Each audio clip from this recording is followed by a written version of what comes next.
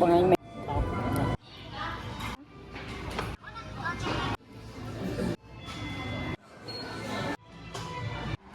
con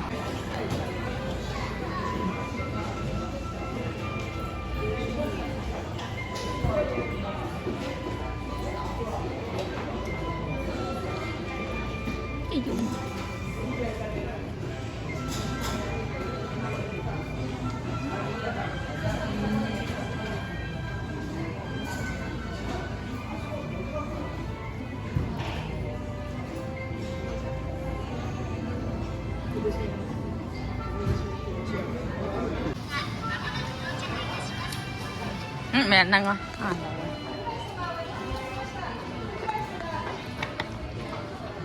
Khu yang tenang.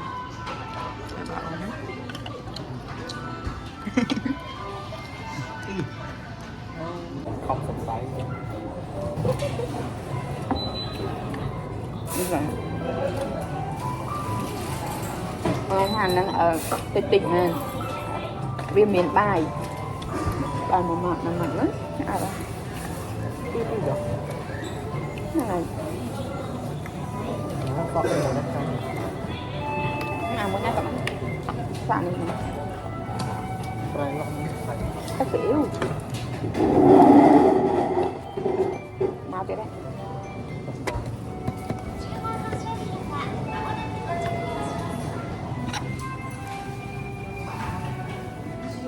Giờ bạch hả? Anh hãy chăm thoát.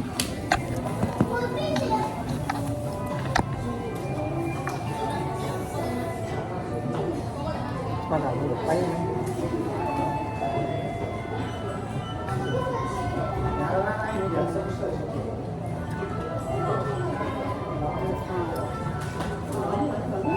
Còn tập áo. Tập ăn. Tập chuyện.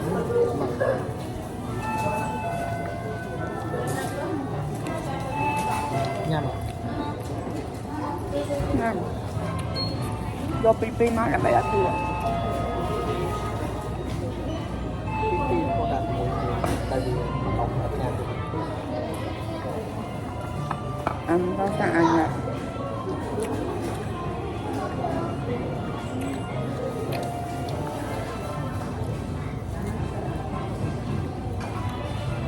Đẹp lắm.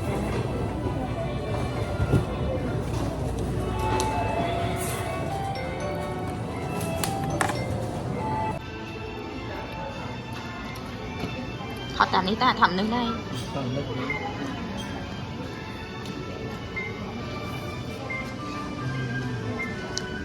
Đánh khắp bà. Nhanh lắm. Bọn anh mình hỏi kho. Tầm anh cho trận hộp sạch nâng thấy nó mình vẫn tại vì trận hộp đây nó ăn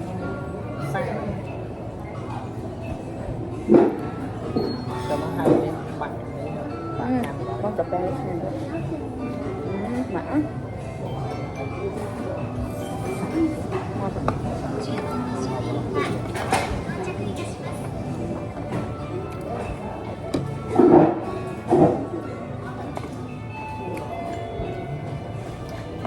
ôn hàng lấy hàng này.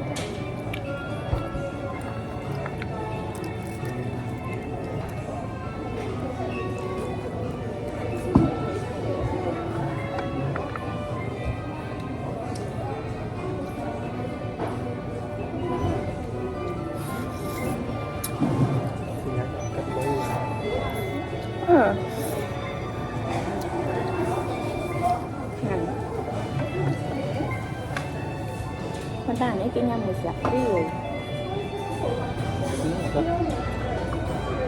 Tình nó. Để cho nó.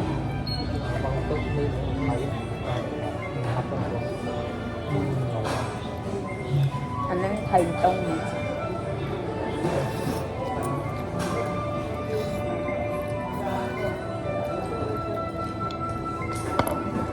Bán ấy.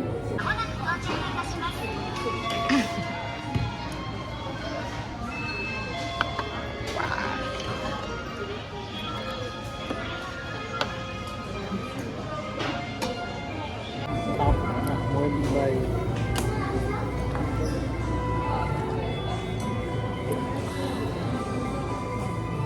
đây mà con nó tu sắm này cái sản này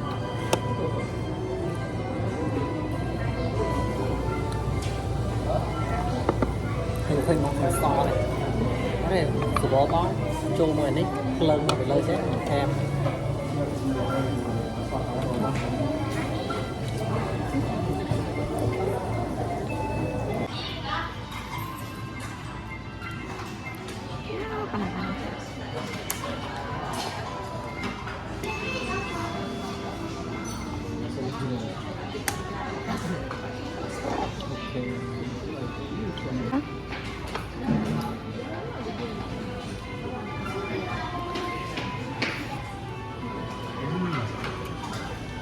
sao mà gái ai cho chật thế chanh này không thấy con thấy nó chanh này ở cha vậy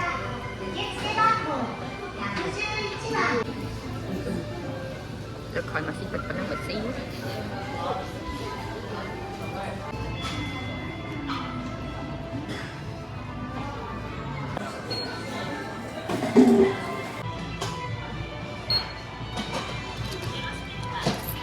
ăn hồng muối à ăn thằng muối thì ăn thằng muối món thì ăn tích nhá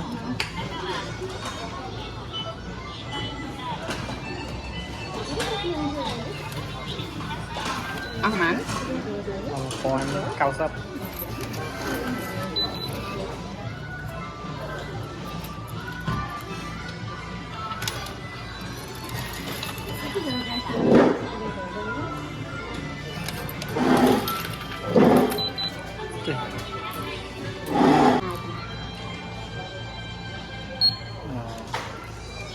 một con ởผมbuồn một con